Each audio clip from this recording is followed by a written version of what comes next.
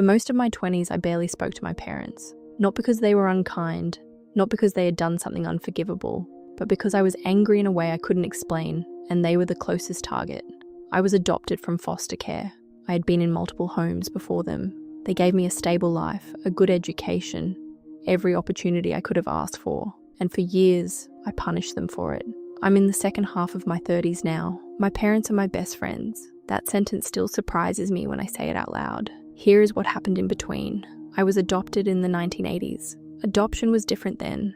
It wasn't talked about the way it is now. There were fewer resources, less awareness, less language for what adoptees carry. My parents were teachers, middle class, thoughtful, well-intentioned. They had gone through the process carefully and with great seriousness. They wanted a child. They wanted me. What they didn't have, what almost no one had then, was a framework for understanding what it means to raise a child who has already lost something, who comes to you not as a blank slate, but as a person with a history they may not be able to name yet. They did their best. I believe that fully and without reservation.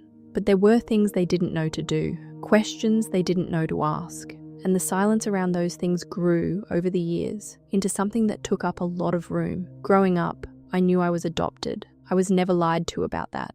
But knowing and understanding are not the same thing. I grew up in a home where I looked different from everyone else, where I had a history that no one around me could share or fully understand, where the word adoption carried a kind of social awkwardness. People didn't know what to say, so they often said nothing. I didn't know how to talk about it either. I had no community of people like me. There were no forums, no YouTube channels, no language for the thing I was trying to name. So instead of naming it, I carried it. And the longer I carried it without being able to put it down, the heavier it got. By the time I left home, I had confused the weight with them. I thought the ache I felt was their fault. It wasn't. But I didn't know that yet. I didn't have a big falling out with my parents. There was no single moment, no blow up, no door slamming. It was quieter than that.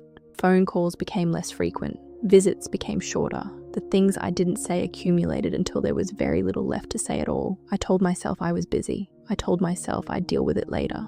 I told myself the distance was temporary, that I just needed some time. Years passed. My parents kept calling, kept sending cards, kept showing up at Christmas, even when I was only half there. They never stopped reaching out. I didn't make it easy for them. I know that now in a way, I didn't then. I was 25 when it finally came to a head. I had been doing some reading, some thinking. I had started tentatively to name the things I had been carrying. And one of those things was this. I had spent years being angry at my parents for something that was not their fault. I called them. I told them the truth, that I had felt different my whole life and I hadn't known how to say it. That I had felt like I was supposed to be grateful, and I was grateful, genuinely. But that gratitude and grief can exist in the same place, and no one had ever told me that. I told them I knew they had done their best, and that I was sorry for how far I had pulled away. My mother cried, not because she was hurt, or not only because of that. She cried, she told me later, because she had been waiting for that conversation for 20 years. She had known something was wrong. She hadn't known how to reach it. That call lasted 4 hours. Things didn't change overnight. Real reconciliation doesn't work like that.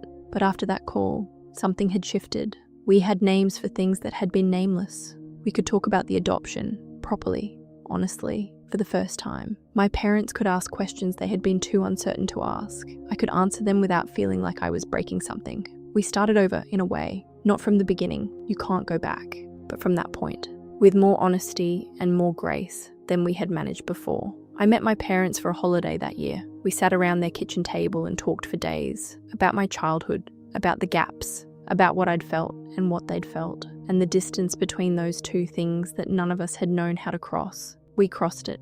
I am in the second half of my 30s. My parents are in their 60s. We talk every week. We travel together when we can. I call them when something good happens and when something doesn't. They are my best friends. I have thought often about the years we lost to silence. I won't pretend that doesn't cost something. It does. But I'm also aware that we are the lucky ones. Many estrangements don't end this way. Many of those phone calls never get made. Many parents stop reaching out eventually because the silence becomes too heavy. My parents never stopped. That is the thing I come back to again and again. For all the years I pulled away, they kept the door open. They kept calling. They kept sending the cards. They were waiting for me to come back, and I did. This story was adapted with care from a real submission.